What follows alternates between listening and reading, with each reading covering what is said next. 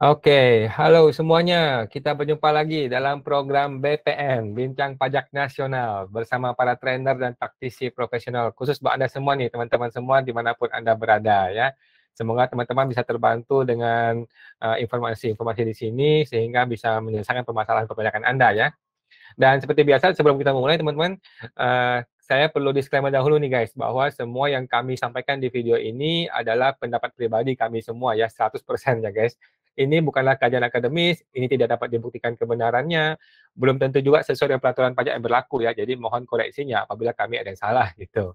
Nah, semua isi video ini teman-teman adalah bukan saran profesional seorang konsultan pajak ya teman-teman. Anda semua teman-teman tidak bisa dan tidak boleh menjadikan video ini sebagai satu-satunya pedoman bagi Anda dalam melaksanakan kewajiban perpajakan Anda gitu. Karena masing-masing kita kan punya kasus yang berbeda-beda gitu ya. Mohon teman-teman konsultasikan dengan konsultan pajak Anda masing-masing atau ke AR Anda langsung apabila Anda ada pertanyaan yang lebih spesifik tentang perpajakan Anda. Oke. Nah, para trainer di sini sebagian besar adalah tersedia gratis secara langsung teman-teman di live Instagramnya mereka masing-masing ya. Silakan teman-teman langsung follow ke mereka ke Instagramnya masing-masing.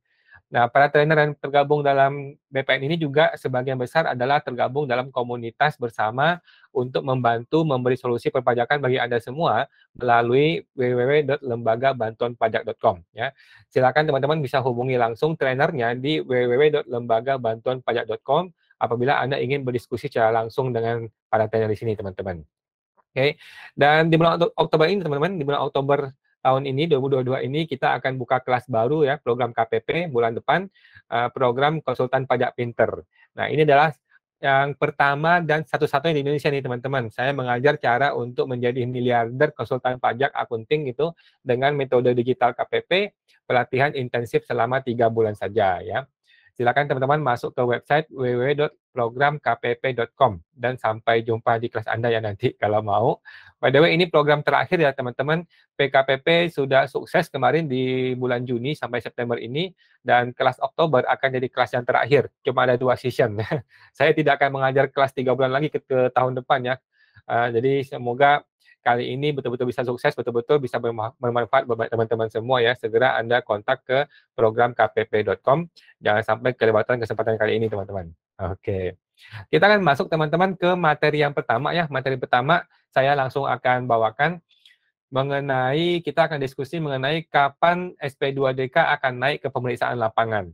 Nah, SP2DK ya,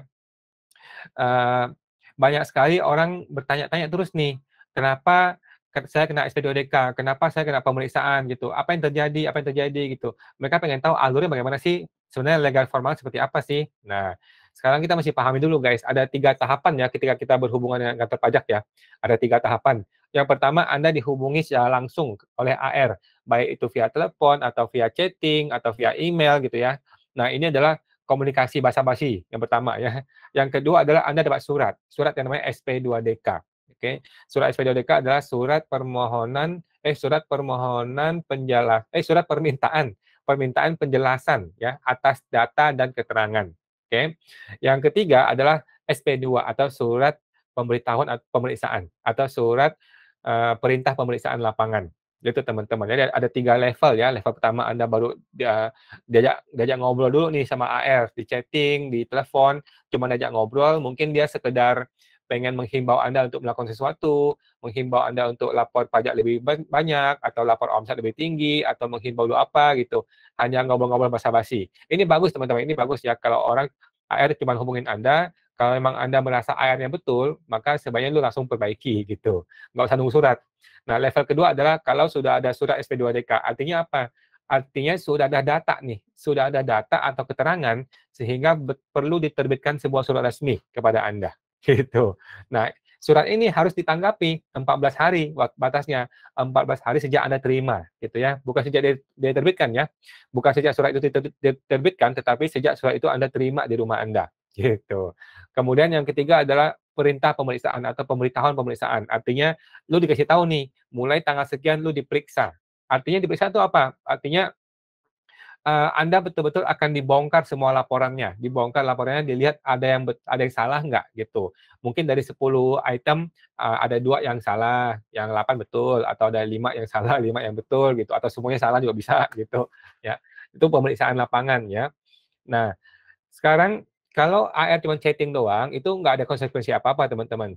Kalau SP2DK itu juga tidak ada konsekuensi apa-apa, cuman penjelasan aja, Anda kasih penjelasan. Kan dari permintaan penjelasan kan, Anda kasih penjelasan. Yang ketiga adalah SP2 pemeriksaan itu hasilnya adalah sebuah produk hukum ya. SP2 pemeriksaan itu adalah sebuah produk hukum. Nanti dia akan menghasilkan sebuah produk hukum yaitu SK, surat keputusan ya. Nah, SK itu bisa SKPKB, bisa keputusan pajak itu kurang bayar, bisa lebih bayar, bisa juga nihil gitu. Bisa juga sumir, artinya dibatalkan pemeriksaan yang diselesaikan gitu. Bisa gitu juga. Ya, tapi itu adalah sebuah produk hukum. Artinya apa? Artinya negara bisa mengambil langkah hukum gara-gara terbitnya surat keputusan ini. Langkah hukum seperti apa? Contohnya langkah hukum penyitaan aset atau langkah hukum penyitaan bank Anda gitu. Pemblokiran bank contohnya hal-hal seperti itu. Gitu. Nah, kenapa orang takut pemeriksaan? Gitu teman-teman ya. Banyak orang bertanya, gimana caranya supaya gue nggak kena periksa? Banyak orang berusaha melakukan berbagai macam tes planning yang aneh-aneh dengan tujuan untuk tidak diperiksa. Gitu. Nah, ada dua mindset yang salah nih teman-teman. Ada dua mindset yang salah yang menyebabkan orang takut dengan pemeriksaan. Oke. Yang pertama, orang itu punya mindset bahwa saya selalu salah. Gitu. Hampir semua wajib pajak ya, banyak sekali wajib pajak, mungkin 90% dia punya mindset tuh diri itu salah gitu loh. Secara pajak ya, dia punya mindset diri salah gitu. Ini adalah mindset yang salah. Mindset yang kedua adalah mindset bahwa petugas pajak itu pasti brengsek gitu. Udahlah gua salah, petugas pajaknya brengsek. Jadi dia takut. Nah, gara-gara dua mindset ini dia jadi takut dengan pemeriksaan. Karena kalau sampai terjadi pemeriksaan, maka cilakalah gua.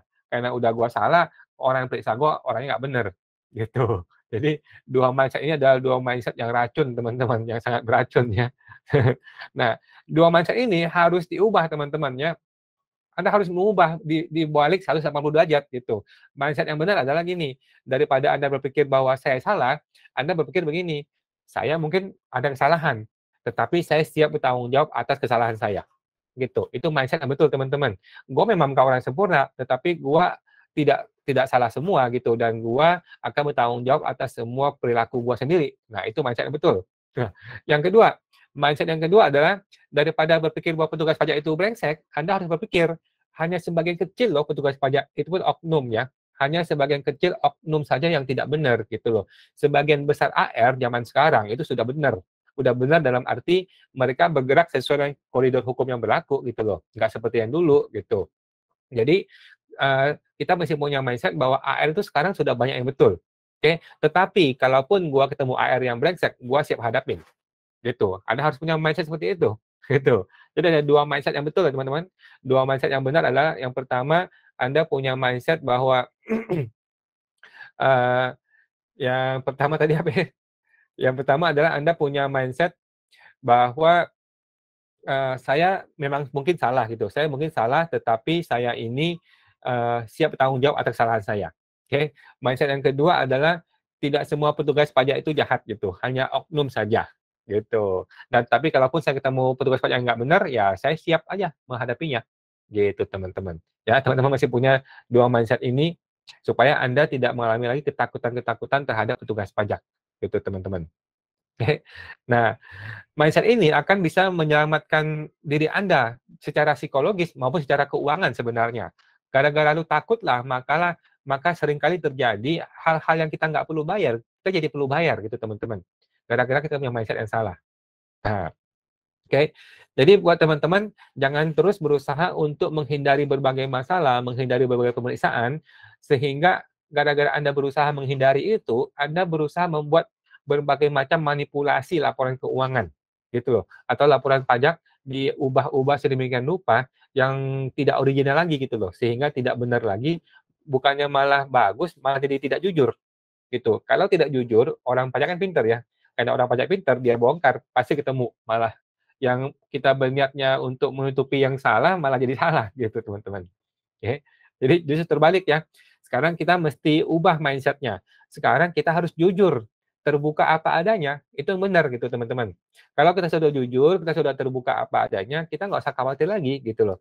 Kita nggak usah khawatir, kita akan jadi orang yang berani. Kita jadi orang yang siap untuk menghadapi semua konsekuensi-konsekuensi atas tindakan kita gitu loh, termasuk konsekuensi pajaknya, gitu. Dan by the way, konsekuensi ini tidak akan semengerikan yang kita bayangkan, gitu. Kita banyak dengar istilah orang-orang pajak kena ini, kena itu tidak akan terjadi sama kita. Itu 99% pun nggak terjadi sama kita gitu teman-teman. Itu yang perlu kita pahami gitu ya. Nah, kembali ke pertanyaan yang awal. Kapankah sebuah SP2DK bisa meningkat menjadi pemeriksaan resmi? Nah, jawabannya sangat sederhana ya. Kalau orang bertanya seperti itu kepada saya akan langsung menjawab suka-suka si AR gitu. Suka-suka dialah. Jadi pemeriksaan adalah hak sepenuhnya, kewenangan sepenuhnya dari DJP ya. Jadi suka-suka si AR, dia mau periksa kita oke, dia nggak periksa kita juga oke gitu loh. Kita tidak ada satu formula yang tepat gitu supaya kita bisa meminta untuk dilakukan atau tidak dilakukan pemeriksaan. Nggak ada satu formula seperti itu, teman-teman. Jadi, instead of daripada kita berusaha untuk mencegah pemeriksaan dengan berbagai cara ya, lebih baik kita menjadi siap dengan pemeriksaan. Itu jauh lebih baik, teman-teman ya. Gitu. Itu jauh lebih baik. Nah, tapi teorinya gini, teman-teman. Teorinya adalah bagaimana SP2DK itu bisa meningkat dari pemeriksaan. Pertama, SP2DK itu kan harus di-closing ya. Yang namanya sebuah surat sudah terbit, itu ada nomornya kan. Nomor ini harus di-closing oleh sistem, oleh si AR gitu ya. Nah, dalam waktu 14 hari kan katanya kan. Dalam 14 hari harus dijawab gitu. Tapi pada faktanya ya bisa 14 bulan, bisa 2 tahun, bisa 3 tahun. Banyak juga SP2DK yang nggak kelar-kelar sampai sekarang gitu ya. Nah, SP2DK itu dapat di-closing dengan kesimpulan. Oke, kesimpulan ada dua macam kemungkinan. Ada dua kemungkinan closing dari SP2DK ya. Yang pertama adalah tercapai kesepakatan antara wajib pajak dengan AR. Oke, kesepakatan di sini bukan kesepakatan yang buruk ya teman-teman, ini kesepakatan yang baik gitu ya, yang win-win solution gitu. Tercapai kesepakatan, yaitu apa? Bisa ada pembetulan SPT, ada pembayaran pajak tambahan, ada tambahan omset, ada pokoknya intinya disepakati bahwa ini yang akan dilakukan. Oke, itu selesai. Maka dibuatlah sebuah berita acara penyelesaian SP2DK. Gitu. Artinya sudah sepakat. Kemungkinan kedua adalah SP2DK itu di-closing dengan tidak tercapai kesepakatan. Juga sama teman-teman. Jadi tetap di-closing, walaupun Anda tidak sepakat dengan si AR, SP2DK tetap akan di-closing. Dengan cara apa? AR membuat berita acara bahwa kita tidak sepakat nih, sehingga sekarang AR punya opsi. AR punya opsi untuk ya udah deh kita selesaikan di sini saja walaupun kita nggak sepakat, atau AR boleh mengajukan yang namanya usulan pemeriksaan kepada kantor pusat. Gitu teman-teman. Nah, usulan pemeriksaan inilah yang menjadi cikal bakal dari pemeriksaan, gitu. Kecil sekali kemungkinan tiba-tiba dari pusat suruh pemeriksaan itu jarang sekali, kadang-kadang ada sih, tapi kecil kemungkinan. Biasanya dari sini nih, gara-gara SP2DK tidak sepakat, tetapi AR yakin bahwa ini masih ada potensi pajak yang bisa dikejar, maka AR mengajukan usulan pemeriksaan, gitu.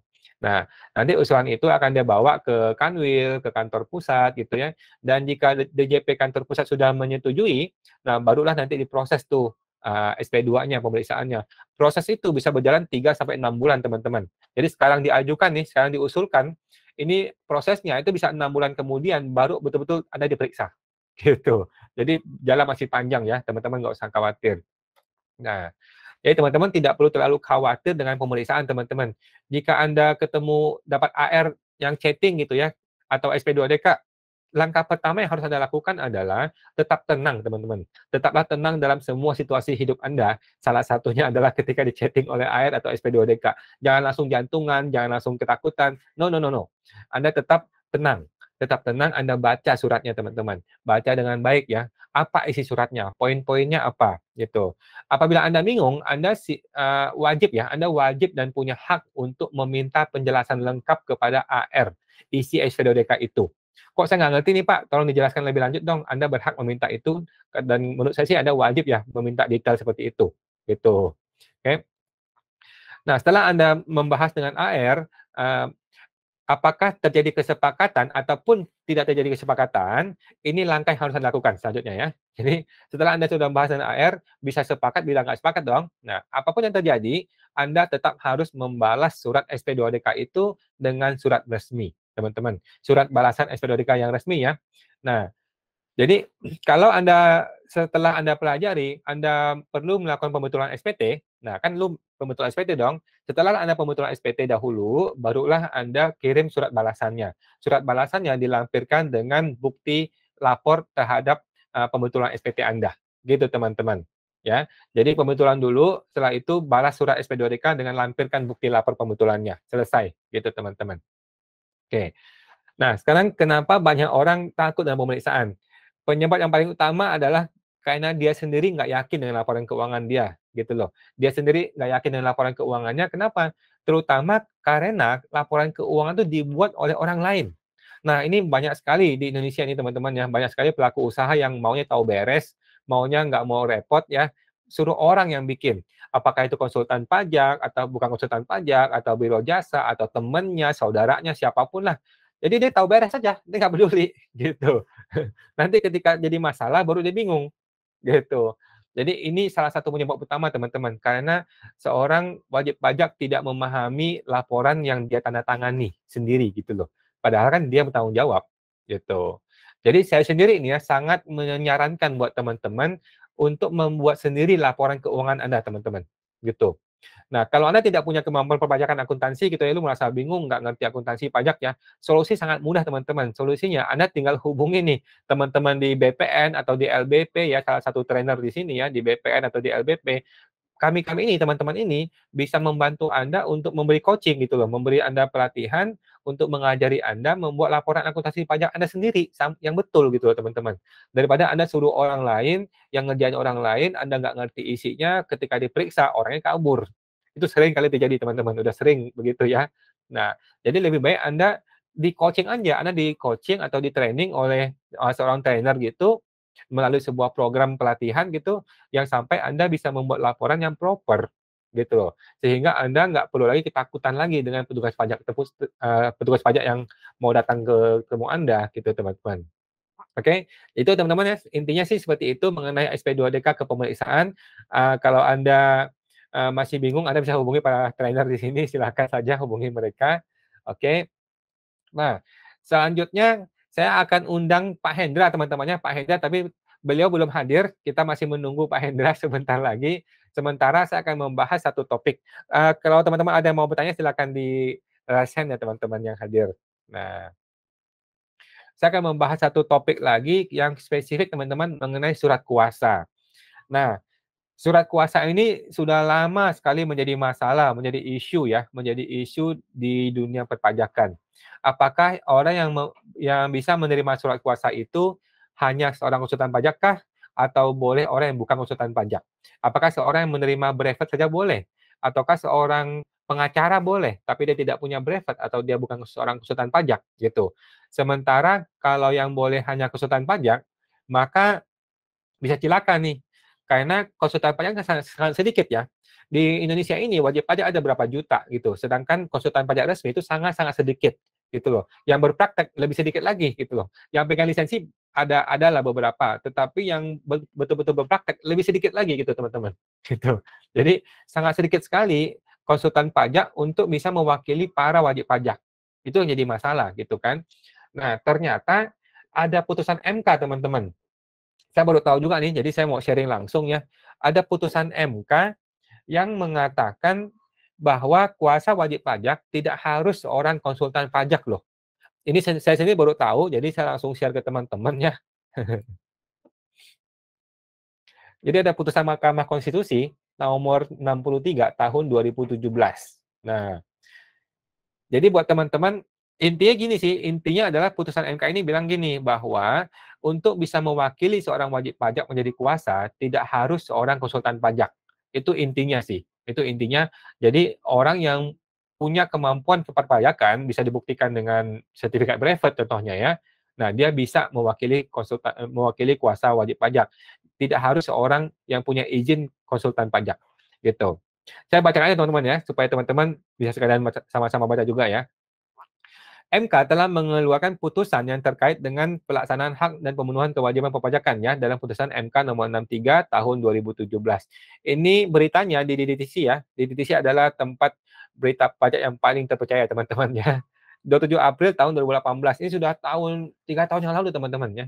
Udah 3 tahun 4 tahun yang lalu gitu.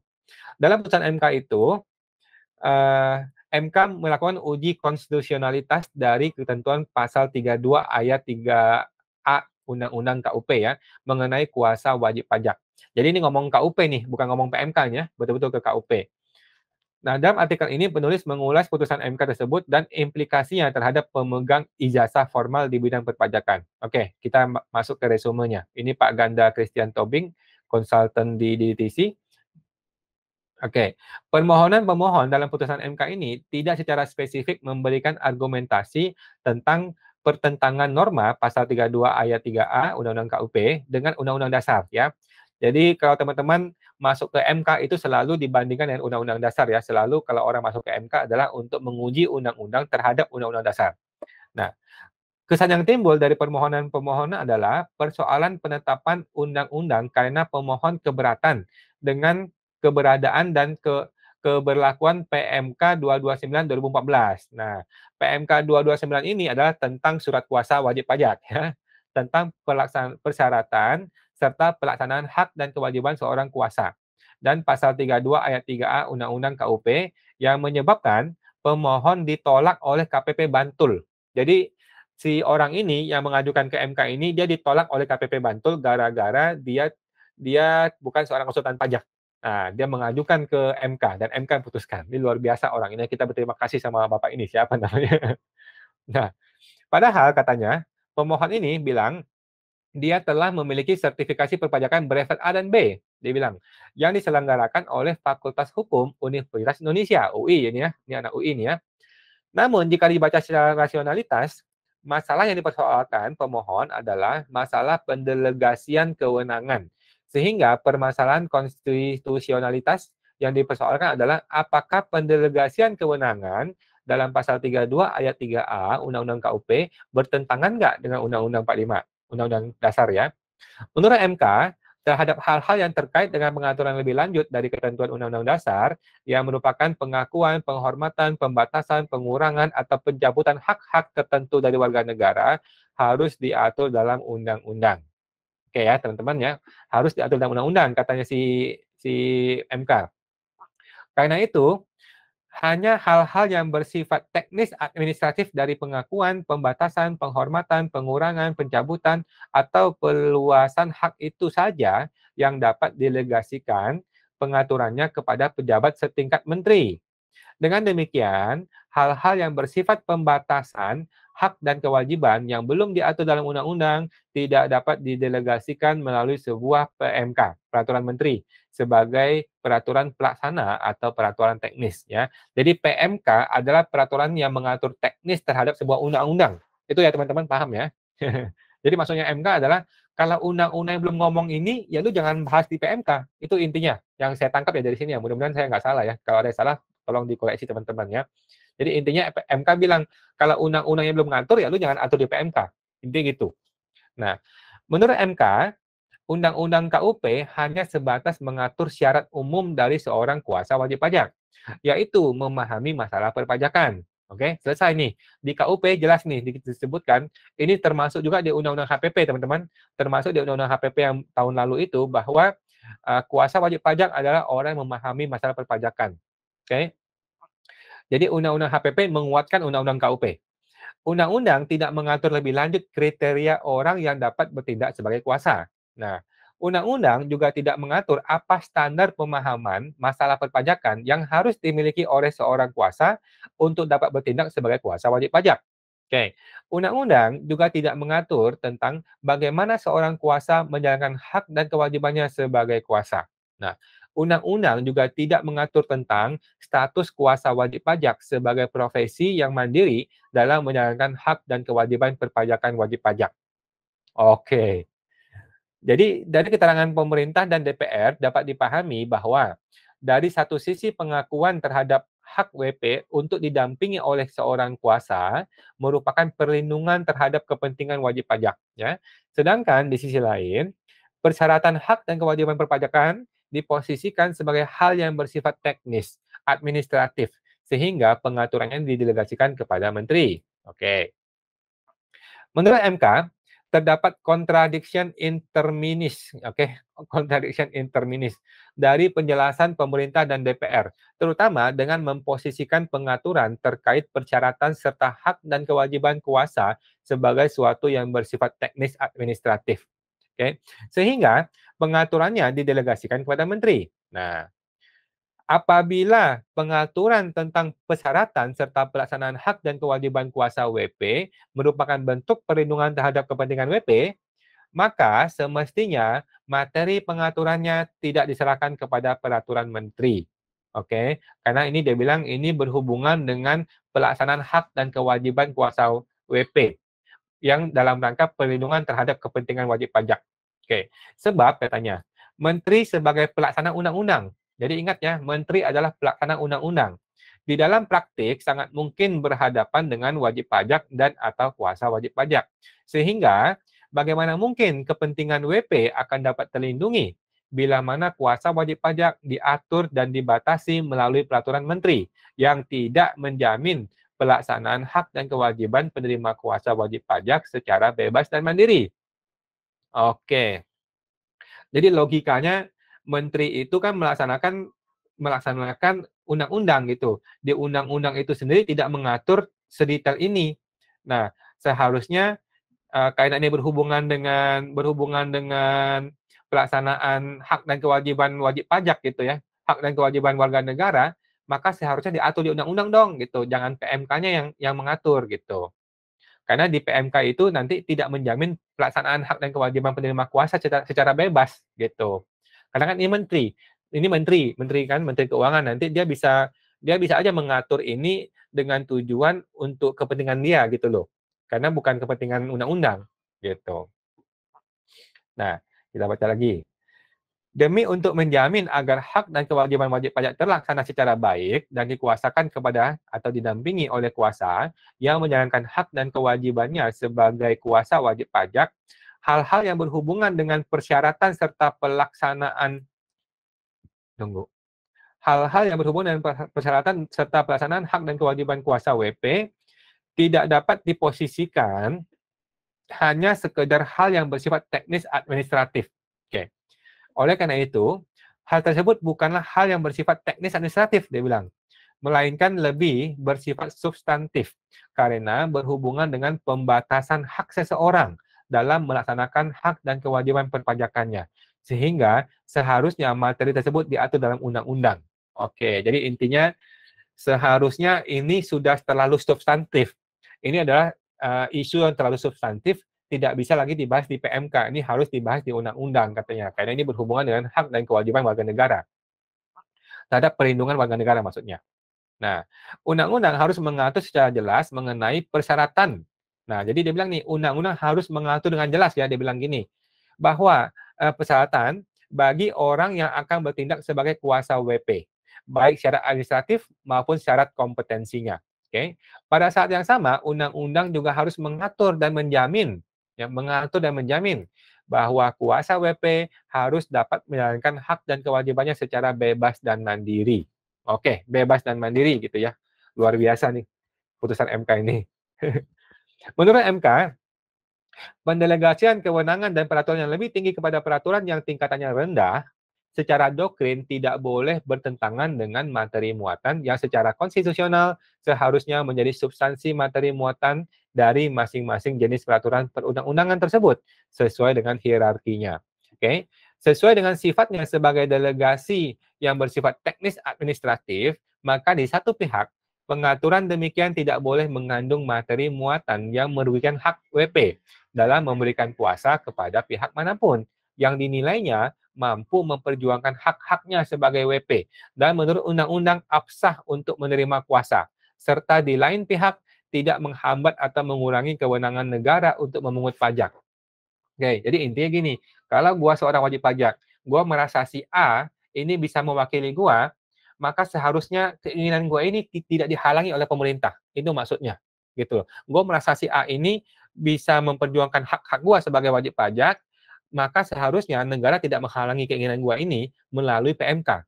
Kalaupun negara mau menghalangi gua, maka negara harus bikin undang-undang, gitu loh. Jangan pakai PMK, itu maksudnya. Yang saya tangkap begitu ya. Sepanjang orang ini tidak akan menghambat atau mengurangi kewenangan negara dalam hal memungut pajak gitu. Oke, kita lanjut. Nah, pendelegasian kewenangan mengatur hal-hal yang bersifat teknis administratif bukan dimaksudkan untuk memberikan kewenangan yang lebih atau over capacity of power kepada menteri ya, menteri, melainkan hanya mengatur lebih lanjut syarat dan tata cara pelaksanaan kuasa. Oke, artinya pengaturan itu tidak boleh berisikan materi muatan yang seharusnya merupakan materi muatan peraturan yang lebih tinggi, lebih-lebih materi muatan undang-undang. Nah, oleh karena itu, pendelegasian kewenangan mengenai syarat dan tata cara pelaksanaan kuasa sebagaimana diatur dalam pasal 32 ayat 3A Undang-Undang KUP hanya dapat dikatakan konstitusional jika materi aturan yang didelegasikan tidak membatasi hak konstitusional warga negara dan bukan pembatasan dan atau perluasan hak dan kewajiban. Oke, saya sudah nangkap ya teman-teman. Intinya adalah saya sebagai wajib pajak saya punya hak konstitusional untuk menunjuk seseorang kuasa dan seorang kuasa juga punya hak konstitusional untuk mewakili sebagai kuasa seseorang yang lain. Oke, dan ini diatur oleh Undang-Undang KUP dan Undang-Undang KUP itu tidak menjelaskan syarat teknis terhadap seseorang yang punya kemampuan perpajakan. Oleh karena itu, PMK tidak boleh mengatur yang berbeda, gitu loh. PMK tidak boleh mengatur teknisnya, tidak boleh mengatur mengenai syarat teknis orang per orangnya. Kalau mau diatur, tolong diatur di undang-undang, karena itu adalah kewenangan undang-undang untuk mengatur betul-betul teknis mengenai siapa kuasa yang boleh, gitu. Itu intinya sih ya. Jadi intinya uh, seorang wajib pajak atau seorang kuasa itu sama-sama punya hak konstitusional untuk memilih dan dipilih sebagai kuasa uh, tanpa dibatasi oleh hal-hal yang lain, kecuali di undang-undang dikatakan gitu. Faktanya undang-undang tidak mengatakan perbedaan itu. Nah, sekarang implikasinya bagi pemegang ijazah formal di bidang perpajakan, apa itu? Dari putusan MK ini dapat disimpulkan bahwa seseorang yang memahami masalah perpajakan dapat menjadi kuasa wajib pajak. Oke, artinya gini ya, orang yang memahami masalah perpajakan dapat menjadi kuasa wajib pajak, tidak harus seorang konsultan pajak ya. Sikap pemerintah yang membatasi, nah pemerintah itu membatasi ini, bahwa pihak yang benar-benar kompeten di bidang perpajakan adalah konsultan pajak dan karyawan wajib pajak. Ini tidak dibenarkan. Oke, ini putusan MK ya. Sikap pemerintah yang membatasi bahwa pihak yang benar-benar kompeten di bidang perpajakan adalah konsultan pajak dan karyawan wajib pajak tidak dibenarkan. Ini perintah Mahkamah Konstitusi. Oke, lantas bagaimana dampak putusan MK ini kepada pemegang ijazah formal di bidang perpajakan yang sudah diterbitkan oleh perguruan tinggi negeri atau swasta? Nah, kita baca lagi. Aturan persyaratan mengenai kuasa WP dalam PMK 229 tahun 2014 mengatur seseorang yang diperbolehkan menjadi kuasa adalah satu, konsultan pajak. Yang kedua, karyawan wajib pajak. Oke, dengan persyaratan tertentu. Namun demikian, dengan putusan MK tersebut secara substansif ya, seseorang berhak menjadi kuasa WP apabila ia telah memenuhi syarat umum atau syarat substantif dalam Undang-Undang KUP, yaitu apa? Memahami masalah perpajakan. Selesai teman-teman ya. Nah, hak WP untuk menunjukkan orang yang dinilainya. Jadi hak WP ya, hak seorang wajib pajak untuk menunjuk orang yang dinilainya memahami masalah perpajakan ini merefleksikan kebebasan dan kemandirian wajib pajak dalam melaksanakan hak dan memenuhi kewajiban perpajakannya. Gitu. Jadi kebebasan gua untuk memilih seorang kuasa adalah salah satu kebebasan gua dalam melaksanakan hak dan memenuhi kewajiban perpajakan gua. Itu maksudnya. Gitu. Putusan MK ini menjamin hak WP untuk memberikan kuasa kepada pihak lain yang dinilainya memahami masalah-masalah perpajakan dan memperjuangkan hak-hak maupun kepentingannya sebagai wajib pajak. Gitu. Oke, jadi clear teman-teman ya, sudah clear putusan MK yang sudah final dan mengikat ini mengatakan bahwa adalah hak sepenuhnya bagi wajib pajak untuk menunjuk seorang kuasa yang dia nilai memahami masalah-masalah perpajakan. Gitu. Udah nggak ada yang namanya harus seorang konsultan pajak dan sebagainya. Nah, hak WP untuk menunjuk seorang yang dinilainya memahami masalah perpajakan sebagai kuasa adalah termasuk dalam aturan substantif yang seharusnya tidak dibatasi oleh peraturan menteri. Ini sudah ditegaskan berkali-kali teman-teman ya. Jadi MK bilang aturan substantif itu harus dibahas di undang-undang bukan di PMK. Nah, di undang-undang tidak membahas aturan substantif ini sehingga tidak boleh PMK mengaturnya. Gitu. Dalam putusan MK ini, persyaratan kuasa dalam pasal 32 ayat 3A Undang-Undang KUP dan pendelegasian kewenangan untuk mengatur persyaratan kuasa melalui aturan pelaksanaannya yang satu, membatasi hak WP untuk menunjuk kuasa. Dua, hak seseorang untuk menerima kuasa adalah tidak mengikat secara hukum. Oke, beres deh, selesai. Jadi intinya PMK itu tidak mengikat secara hukum. Udah, beres. Maka PMK itu batal demi hukum. Itu intinya ceritanya. Karenanya, bertentangan dengan materi aturan yang bersifat substantif dalam Undang-Undang KUP, yaitu setiap mereka memahami masalah perpajakan dapat menjadi kuasa. Oke, jadi di dalam KUP bilang gini, setiap mereka memahami masalah perpajakan dapat menjadi kuasa. Itu menurut Undang-Undang KUP. Artinya apa? Hak WP lah untuk menunjuk seorang kuasa tersebut tidak lagi dibatasi oleh aturan yang mensyaratkan penerima kuasa adalah seorang konsultan pajak atau karyawan perusahaan sebagaimana diatur dalam PMK 229 tahun 2014. Artinya apa? Alias PMK-nya batal demi hukum. Gitu teman-teman. Itu intinya. Kembali lagi kita jelaskan ya, bahwa PMK 229 sudah batal demi hukum gara-gara adanya putusan MK ini. Gitu teman-teman. Nah, jika dibandingkan dengan fakta-fakta dalam pertimbangan legal standing pemohon dalam putusan MK ini, setidaknya seorang yang memiliki sertifikat brevet perpajakan yang diselenggarakan oleh Lembaga Pendidikan Khusus Brevet Pajak dan izin kuasa hukum dari Pengadilan Pajak sudah cukup, ya sudah cukup teman-teman, sudah cukup untuk memenuhi persyaratan substantif mengenai memahami masalah perpajakan. Oke, dan karena itu berhak menjadi kuasa wajib pajak. Udah beres. Jadi istilah memahami masalah perpajakan sudah selesai dengan memiliki sertifikat brevet dari lembaga pendidikan khusus brevet gitu. Kita lanjut. Selain itu, ukuran yang umumnya diterima oleh publik mengenai seseorang yang dinilai memahami masalah perpajakan adalah orang tersebut telah menempuh pendidikan tinggi di bidang perpajakan. Oke. Seseorang yang memiliki keahlian pajak karena menempuh pendidikan tinggi di bidang perpajakan patut dianggap sudah mengikuti standar kompetensi di bidang pendidikan perpajakan dan telah melewati berbagai eksaminasi selama menempuh proses pendidikan di perguruan tinggi tersebut. Oke. Nah, penting juga untuk dicatat bahwa putusan MK ini berlaku secara umum dan mengikat ya teman-teman. Sehingga memberikan hak kepada siapa saja yang memiliki kemampuan memahami perpajakan, termasuk mereka yang bukan merupakan anggota dari organisasi profesi tertentu untuk menjadi kuasa wajib pajak. Gitu teman-teman. Jadi saya walaupun saya seorang konsultan pajak resmi ya, walaupun gua juga seorang konsultan pajak resmi, gua juga menjadi anggota dari sebuah organisasi konsultan pajak, tetapi saya sangat menentang. Dari dulu nih saya menentang sekali yang namanya kuasa tuh harus seorang konsultan pajak. Saya sangat menentang sejak awal sampai sekarang gitu ya. Saya berpikir ya siapa aja boleh jadi kuasa gitu. Dan ternyata sudah ada putusan MK-nya yang mendukung ini. Nah, memperkenankan lulusan perguruan tinggi jurusan pajak untuk dapat menjadi kuasa wajib pajak tanpa harus mengikuti ujian sertifikasi lagi. Luar biasa. Akan menjadi daya tarik orang untuk berprofesi dan menekuni bidang pajak. Dengan demikian, pajak sebagai suatu bidang keilmuan akan berkembang. Nah, kondisi ini tentu akan menyebabkan terbentuknya masyarakat yang melek pajak, tax society. Inilah tujuannya teman-teman. This is the goal ya.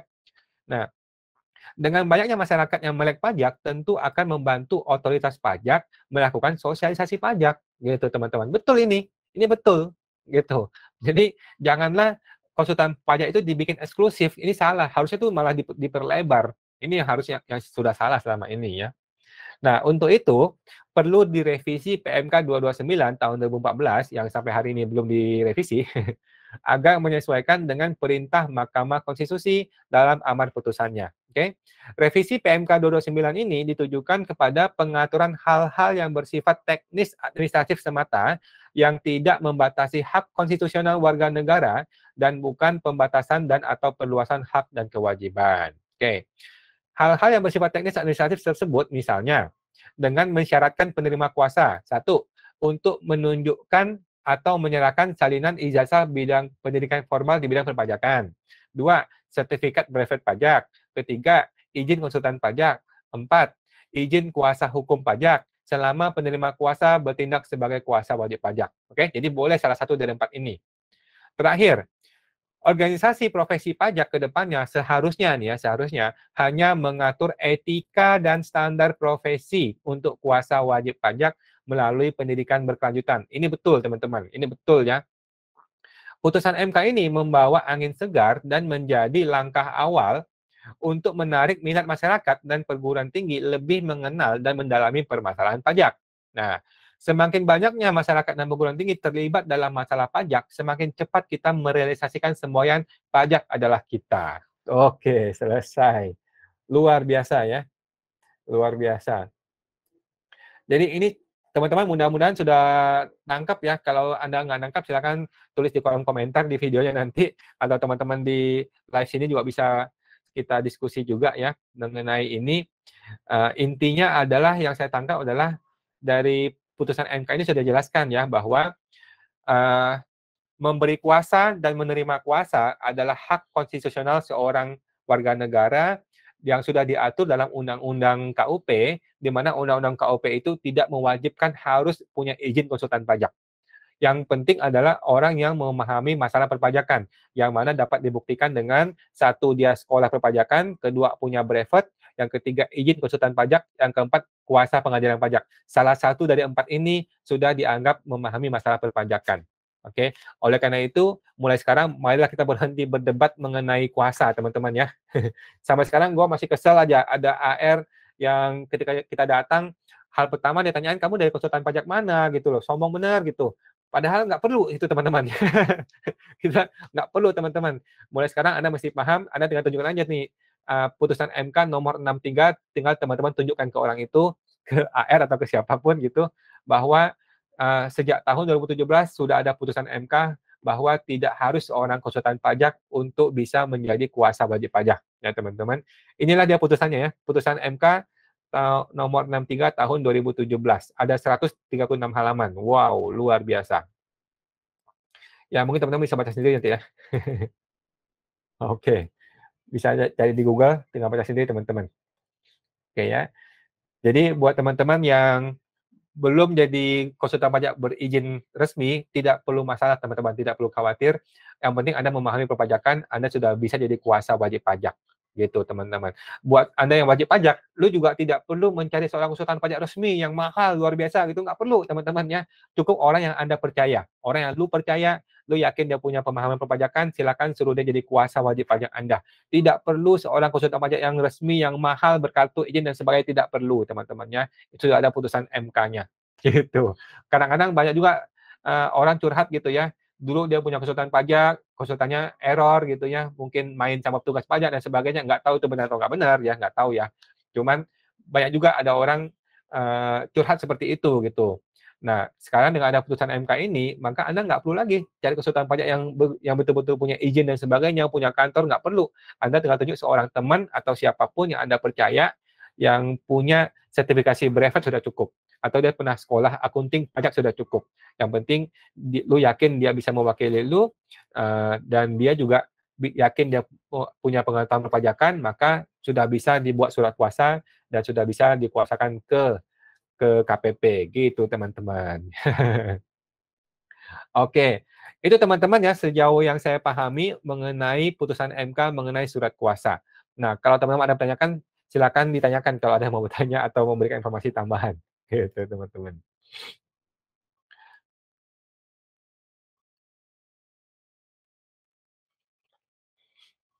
Oke, Ibu Liana, silakan Bu Liana. Saya mau tanya mengenai yang SP2DK dan pemeriksaan ya. Heeh. Nah, misalkan kalau Fiskus nih terbukti salah dalam menerapkan aturan pajak yang menyebabkan misalnya terbit SKPKB. Nah, bagi WP kan jalan satu-satunya kan cuma bisa keberatan ya, mengajukan keberatan kemudian banding. Dan ketika banding, WP tersebut menang banding. Nah, pada saat banding menang ini apakah ada sanksi untuk Fiskus yang salah dalam menerapkan aturan? Nah, ini kan yang sebenarnya hal yang sering ditakutkan oleh WP sebenarnya itu karena dari sisi Fiskus ini dia bisa buat aturan walaupun entah disengaja atau tidak disengaja ya kita berdebat ria dia tetap terbitkan kan SKPKB. Nah itu loh, ada nggak sanksi bagi Fiskus yang salah menerapkan aturannya? Oke, terima kasih Bu Liana. Kalau teman-teman ada yang mau jawab juga silakan. Sepemahaman saya seperti ini, Bu. Sepemahaman saya bahwa kalau kita sudah masuk ke pengadilan pajak, kemudian kita menangkan, kita sendiri tidak bisa langsung mengakses terhadap si petugas pajak tersebut sih. Kita nggak bisa langsung mengakses terhadap petugas pajak tersebut untuk memberikan sanksi, apakah itu perdata ataupun pidana. Dan setahu saya itu betul-betul internalnya si KPP. Kita bahkan nggak tahu apa yang mereka lakukan terhadap orang ini sih. Dan mekanisme ini juga kita nggak tahu. Kita sendiri nggak tahu mekanismenya ini apa yang dilakukan oleh DJP terhadap petugas pajak ini yang ternyata terbukti dia salah membuat penilaian gitu ya. Nggak tahu sih Bu, apakah ada sanksi dari DJP terhadap petugas pajak tersebut gitu ya. Nah silakan Pak Dimas. Halo kawan, Bu Liana. Ya Pak Dimas. Tahu saya itu sanksinya sanksi tidak akan berupa beda dengan wajib pajak. Wajib pajak itu pasti ada bunga dan denda ya, selain ada pokok yang terutang. Nah di sisi fiskusnya dia tidak akan ada dampak dalam sisi uang, entah itu bunga atau denda apapun ya. Dia hanya akan mendapatkan surat peringatan dan pengurangan atas sekian kredit, hanya itu saja Bu. Tidak ada dampak secara misalnya postpone untuk naik jabatan berapa itu enggak. Hanya sifatnya ringan saja, karena mungkin ya dugaan saya adalah ini semua kan nanti dikembalikan ke Kementerian Keuangan dalam hal mendesain segala macam bentuk aturan. Jadi sudah ada semacam divisi yang bertanggung jawab untuk memfasilitasi validasi seluruh aturan-aturan. Jadi di bawah itu hanya pada level teknis saja, secara konsep atau bahasa hukumnya mungkin dia tidak akan tahu. Bisa jadi dia hanya melakukan praktek seperti mungkin temannya kemarin melakukan ini dia contek gitu ya. Apa yang kebijakannya temannya dia contek yang mungkin bisa jadi ketika ini bicara subjek dan objek ataupun bahkan industri mungkin sudah beda sekali aturannya. Mungkin juga peristiwanya tahun berapa sudah beda lagi case-nya juga. Jadi pembebanan atas punishment itu tidak akan diberlakukan kepada si fiskus. Dia hanya akan mendapatkan punishment ya kredit yang dikurangi berapa, mungkin sistem poinnya seperti itu ya. Tidak akan fatal dampaknya di sisi fiskus. Setahu saya begitu Bu Liana, Pak Awan. Oh iya, thank you. Oke Pak, thank you Pak Dimas. Ya kasihan juga sih ya kalau petugas pajak udah capek-capek kerja dihukum lagi. Aduh, kasihan sekali kalau sampai dia kena hukum terus gitu ya. Tapi harusnya seimbang sih ya, harusnya seimbang ya. Betul, iya Bu. Jadi kan dia juga lebih hati-hati gitu kan. Iya. Buat dia juga sebenarnya bukan punishment sih, sebenarnya buat dia juga belajar kan. Betul, iya. Kalau case ini saya salah, berarti saya harus belajar lagi Iya. gitu kan. Kalau saya dari sisi positifnya seperti itu. Iya, mungkin punishment-nya agak berat pun juga nggak apa-apa Bu, asal kita udah ngerti bahasa hikmahnya ya, itu proses belajar gitu kan. Cuman Ya kadang betul, harus belajar gitu kan. Betul, spirit corps itu kan kadang nggak bisa gitu juga Bu. Nggak mungkin kan jeruk makan jeruk gitu kan, pada akhirnya begitu ya. Iya betul. Iya. Saya belum pernah dengar ya kalau petugas pajak itu dituntut secara perdata atau pidana ya. Tapi saya rasa bisa loh. Dari pengalaman saya ketemu banyak banyak wajib pajak dia curhat begini gitu. Setelah saya analisa ini bisa kita tuntut nih secara perdata maupun pidana nih karena oknum ya, bukan. Iya betul. Jadi belum tentu mereka tuh nggak paham gitu kalau saya ya. Ya. Kita berhadapan belum tentu mereka tidak paham gitu sebenarnya aturannya. Tapi mereka menerapkan aturan itu ya untuk ini aja, pokoknya kena dulu deh SKPKB gitu kan, kasarnya seperti itulah. Betul. Ya. Bahkan konflik kepentingan pun juga masih banyak kok Bu. Misalnya dulu yang saya alami itu AR-nya misalnya di Kabupaten A gitu kan. Dulu dia Kabupaten A ini 2 orang, misalnya Amir dan Udin itu kan, AR-nya Amir dan Udin. Nah, Amir ini sudah dipindah ke kota lain. Nah, Amir ini masih bisa mengaruhi Udin untuk itu loh, si klien itu aja, si wajib pajak itu aja yang di ini. Jadi dia masih bisa mengaruhi seperti itu dan itu masih banyak Bu di lapangan seperti itu. Sehingga semacam kayak jadi tumbal aja si AR ini untuk ngejar terus demi dia dapat indeks ya, dapat skor itu skor individu maupun skor secara KPP ya, tetapi faktanya itu kemudian merugikan wajib pajak ya, merugikan wajib pajak karena selalu jadi inceran terus-terusan gitu. Itu yang kemudian setahu saya mereka berkirim surat ke Kejaksaan Agung kalau sekarang ya modelnya ya, karena mereka nggak mau lagi laporan ini ke Kanwil ataupun ke KPP ataupun ke Kanwil ya, pengaduan-pengaduan ini. Mereka akhirnya lintas departemen, Bu. Yang saya alami begitu, mereka kirim surat ke Kejaksaan Agung. Oh. Oke, baik, siap. Terima kasih Pak Dimas, terima kasih Bu Diana. Iya. Oke, kita sudah kedatangan nih tamu kehormatan kita, Bapak Hendra Prasetyo. Halo Pak Hendra, bagaimana kabarnya Pak? Halo, iya, baik. Oke, kita langsung saja nih teman-teman. Pak Hendra di tengah-tengah kesibukannya yang luar biasa ya, sudah menyiapkan waktu untuk kita. Hari ini Pak Hendra juga akan membahas, berbincang mengenai poin penting perpajakan untuk suami istri. Nah, ini bagaimana Pak ditanya nih Pak? Pasti banyak yang bertanya mengenai ini nih. Iya, baik, Pak Wan, terima kasih. Untuk kesempatan kali ini, mengenai hubungan korelasi antara suami dan istri, saya fokuskan ke segi perpajakan badan usaha, atau istilah hukumnya adalah perseroan komanditer.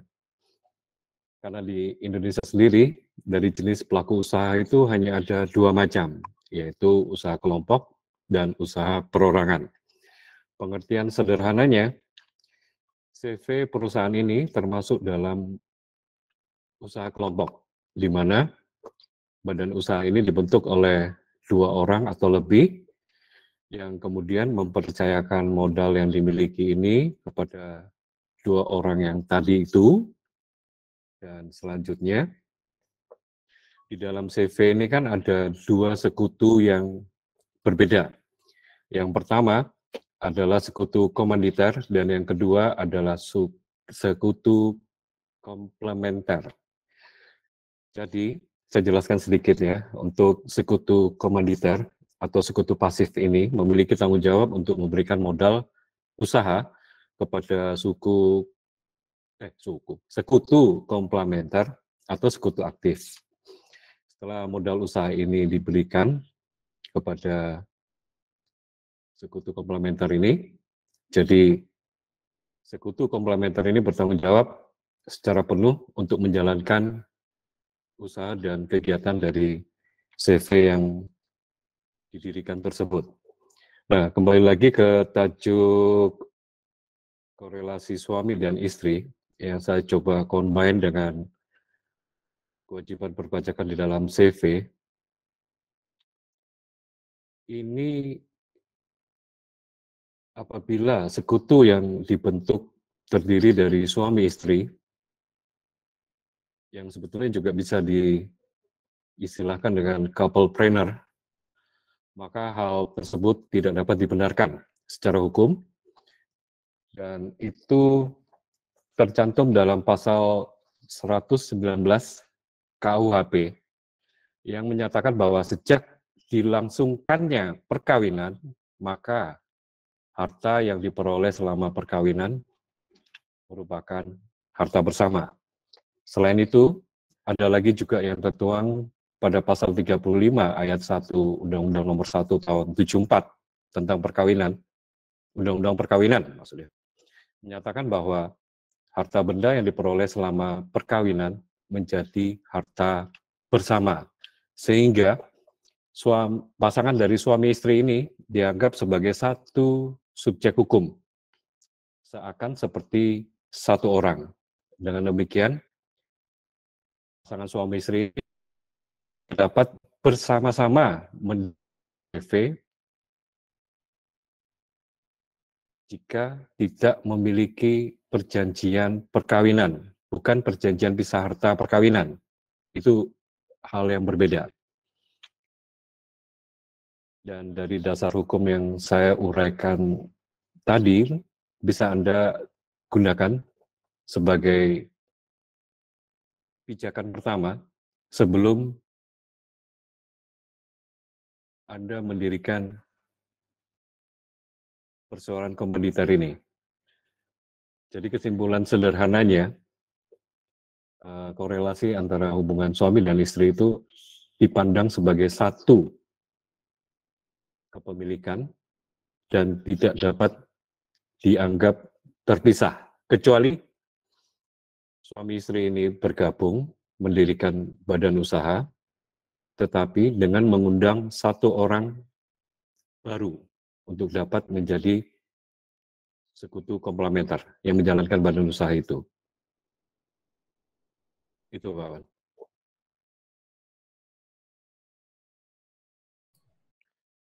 Oke, baik Pak Hendra. Terima kasih Pak Hendra. Silakan Pak Dimas. Halo, malam Pak Indra. Malam Mas, Mau Pak tanya, Pak. Dimas. Ya, Perjanjian Mas Dimas. pernikahan itu yang dimaksud itu ini ya istilahnya prenup dan postnup itu ya Pak? Apakah sama atau beda Pak ya? Hampir sama. Hampir sama ya? Iya. Oke. Berarti tidak sama dengan pisah harta ya perjanjian pernikahan itu ya? Oh, lain. Kalau Lain pisah ya? harta itu dalam hal pelaksanaannya setelah perjanjian Hmm. perkawinan itu dibuat atau Hmm. dilakukan. Iya, iya, iya. Kalau untuk perjanjian pernikahan ini kalau berarti ini kan ada prenup dan postnup ya Pak ya? Kalau prenup Iya. itu memang sebelum menikah dia bikin perjanjian dulu, kemudian dia menikah, dia masih ada kesempatan 1 kali untuk merevisi ya? Iya, betul. Tapi kalau sudah menikah baru bikin perjanjian, dia tidak ada revisi-revisian Pak ya? Tidak ada lagi, Pak. Setahu saya setelah menikah dia tidak bisa melakukan edit lagi. Jadi kalau Iya, udah nikah betul. baru ketahuan belang-belangnya ya udah itu nasib gitu kan. Tapi kalau Iya. sebelum nikah dia bikin perjanjian pernikahan dulu, kemudian begitu nikah ini ada dinamika ya, ada dinamika si suami dan istri, masalah trusted dan tidak trusted, masalah bagaimana mereka mencari nafkah bersama. Ya, Dilihat juga aspek resiko-resikonya sehingga kemudian mereka merasa untuk membuat penyesuaian edit atas perjanjian nikah yang awal dulu ya? Iya, betul. Oke Pak Hendra, terima kasih. Iya, sama-sama Pak Dimas. Oke, thank you Pak Dimas. Saya ada tanya nih Pak Hendra. Tadi Ya. kalau saya nggak salah tangkap ya, mungkin boleh dicek lagi Pak. Jadi intinya yang tadi Bapak Hendra jelaskan adalah orang punya perjanjian atau tidak punya perjanjian tetap sama gitu Pak ya? Atau berbeda? Tetap sama dianggap sebagai satu kesatuan. Oh, walaupun dia punya perjanjian pisah harta atau perjanjian pernikahan, dia tetap dianggap satu kesatuan di pajak gitu ya? Satu subjek. Oh, jadi tidak pengaruh secara pajak dong? Pengaruhnya di pajak itu hanya dipandang sebagai satu subjek, Pak Wan. Walaupun suami, contoh ya, suami direktur, istri wakil direktur, atau kebalikannya. Itu tetap dipandang sebagai satu kesatuan. Satu subjek. Tapi kan dia punya 2 NPWP kalau dia pisah harta? Walaupun pisah harta. Karena kita mengacunya ke satu data Indonesia, yaitu kartu keluarga yang paling dasar. Oke, baik, siap. Silakan teman-teman, kalau masih ada pertanyaan. Kalau sudah terlanjur gimana Pak Indra? Dalam artian begini, seperti case saya waktu itu ya. Saya nggak tahu waktu itu notarisnya gimana melakukan verifikasi ya, tapi yang jelas si suami istri ini bikin PT, hanya suami dan istri bikin PT, kemudian tidak ada perjanjian pernikahannya juga nggak ada, jadi benar-benar dalam satu PT ini 2 subjek hukum, suami dan istri, tidak ada perjanjian pernikahan apapun.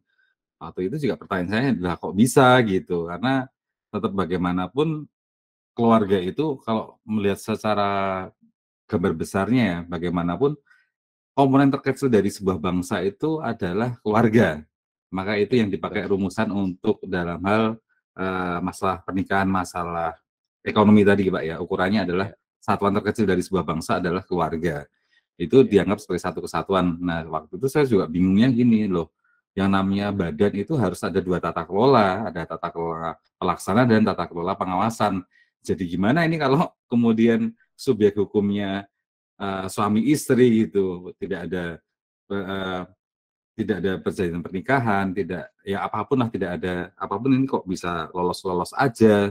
Saya juga sampai sekarang saya juga nggak tahu itu case-nya jadinya bagaimana ya, tapi yang faktanya adalah di akta pendirian PT ini si suami dan istri, hanya dua subjek itu saja Pak, yang tidak ada orang ketiga, tidak ada orang ketiga. Secara hukum, suami istri itu akan dianggap menjadi satu orang, Pak Dimas. Dan untuk konsep pendirian daripada badan usaha di hadapan notaris itu memang sah dan dapat dilakukan. Tetapi untuk dihadapkan dengan implementasi perpajakan itu sudah menjadi hal yang berbeda. Dan itu memang perlu diluruskan kembali. Iya, ya. Jadi saya ulangi, secara hukum memang benar untuk pendirian konsep badan usaha di hadapan notaris. Tetapi di implementasi perpajakan itu sudah berbeda. Dan itu tidak bisa diterapkan lagi sejak apabila implementasi Satu Data Indonesia ini berjalan. Gitu, Pak Dimas. Oke, Pak. Nanti tinggal ini ya sinkronisasi di NIK untuk ke KKK, ke kartu keluarganya ini Pak ya. Sebenarnya dia akan ngambil datanya data pasti yang namanya Dukcapil pasti bikin persamaan ya Pak ya. NIK ini, nomor KK ini adalah sama dengan NIK A dan NIK B. Jadi yang harusnya terpanggil datanya data nomor KK-nya dulu kan ya? Iya, nomor KK-nya dulu, terus selanjutnya baru yang ke personalnya. Ya.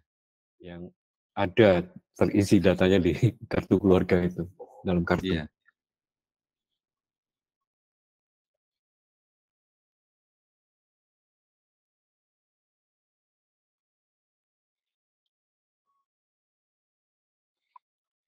Oke, baik. Terima kasih Pak Hendra. Iya, sama-sama Pak Wan. Oke. Ada Pak Eka baru join. Halo Pak Eka, baru selesai live IG ya Pak Eka? Ya Pak Wan, ya baru selesai live IG Pak Wan. Luar biasa Pak Eka. Jadi teman-teman, Pak Eka live IG setiap hari Kamis jam 8 sampai jam 9 malam ya di channelnya Pak Eka. Di IG-nya Pak Eka sendiri ya. Oke. Nah, kita sudah selesai nih teman-teman ya. Jadi mohon maaf Pak Eka belum masuk. Kita sudah akan closing. Gitu aja teman-teman, hari ini kita bahas mengenai SP2DK dan pemeriksaan, kemudian bahas mengenai kuasa wajib pajak yang ternyata sudah tidak perlu seorang konsultan pajak resmi ya teman-teman. Dan juga tadi Pak Hendra menyampaikan poin penting dari perpajakan suami istri yang ternyata adalah walaupun pisah harta tetap suami istri adalah satu kesatuan secara perpajakan gitu teman-teman. Oke, itu teman-teman buat hari ini ya. Mungkin nggak bisa terlalu banyak teman-teman karena banyak trainer sedang sibuk sekali teman-teman. Saya hanya bisa mengundang Pak Hendra nih hari ini ya. Oke, kita akan ketemu lagi di BPN di minggu berikutnya teman-teman. Jika teman-teman mau bertanya secara langsung, teman-teman para trainer di sini juga tersedia gratis di live Instagram mereka masing-masing ya. Bagi teman-teman yang mau diskusi langsung dengan teman-teman para trainer, Anda bisa hubungi di www.lembagabantuanpajak.com ya. www.lembagabantuanpajak.com. Di sana tersedia teman-teman para trainer untuk bisa membantu Anda menyelesaikan masalah perpajakan Anda secara sangat murah bahkan gratis gitu loh. Oke, dan terakhir teman-teman, kembali lagi saya infokan di Oktober nanti kita akan mulai kelas baru program KPP ya, program konsultan pajak pinter. Nah, ini adalah pertama dan satu-satunya teman-teman di Indonesia ya. Saya mengajar cara untuk menjadi miliarder konsultan pajak akunting dengan metode digitalisasi KPP, pelatihan intensif selama 3 bulan saja. Nah, silakan teman-teman masuk ke website www.programkpp.com ya. Nah, di sana teman-teman bisa langsung mengetahui dan bisa langsung daftar di sana lebih jelasnya ya. Sampai jumpa buat teman-teman di kelas pertama Anda nanti ya. By the way, program ini adalah yang terakhir teman-teman. Ini season kedua, tapi season yang terakhir ya. PKPP sudah sukses di kelas pertama di bulan Juni kemarin sampai September. Dan kelas Oktober akan dimulai untuk yang kedua dan terakhir gitu. Saya tidak akan lagi mengadakan untuk kelas 3 bulan lagi tahun depan ya. Nah, segera teman-teman kontrak ke programkpp.com. Jangan sampai kelewatan kesempatan yang kali ini, guys. Oke, saya rasa itu ya teman-teman hari ini. Terima kasih semuanya. Semoga bermanfaat ya. Sampai jumpa. Terima kasih semua, Pak Hendra, Bu Maria, Pak Dimas, Pak Eka.